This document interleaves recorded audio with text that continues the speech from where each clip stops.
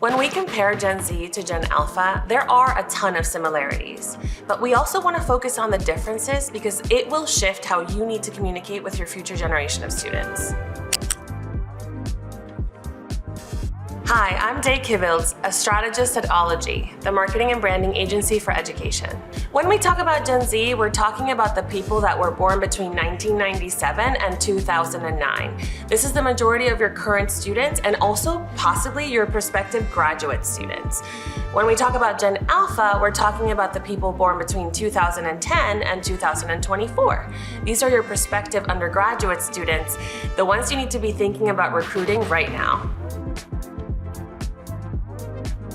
What is the same in reaching these audiences is two things. One, we have to be digital first. They have both grown up in an environment surrounded by technology, so they're very comfortable with technology and interfacing with technology. Both of these audiences, or these generations, are looking for information on digital channels first. This doesn't mean we want to forget in-person or hybrid experiences, but we really have to focus on going to them and having them reach us digitally first. The other thing that is really important with both generations is values alignment.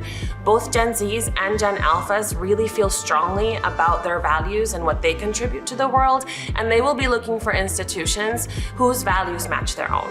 And they care about issues near and far, from human rights to sustainability and the environment and the effects of climate change on our planet. And let's not forget, these two generations experienced the COVID-19 pandemic in their childhood, and that fundamentally changed how they grew up. To understand what's changing for you as a higher ed marketer, let's look at the differences between Gen Z and Gen Alpha. First up, social media. For Gen Z, social media is still a tool, something that they choose to engage with.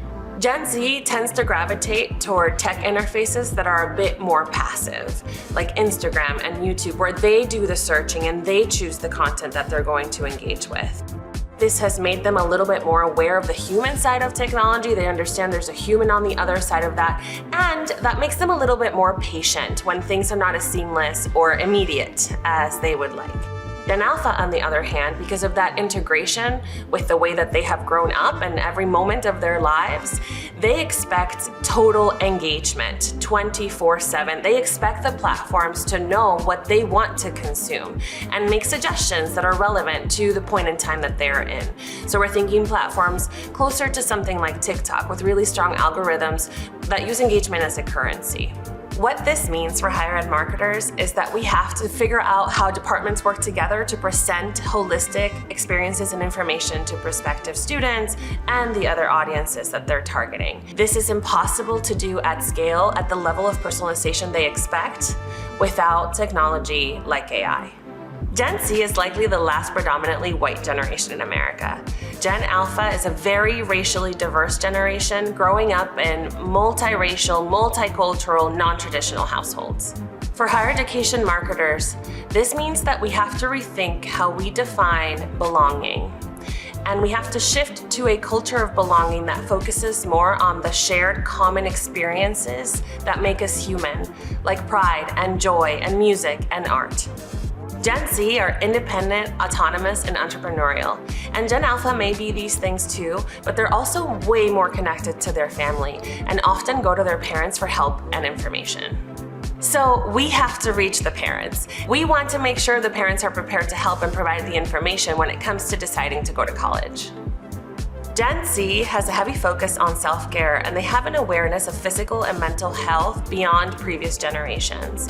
With Gen Alpha, take that up another level. They have the same focus, but they understand that it's not just their responsibility, and they expect institutions to meet them halfway and focus on their well-being as much as they do.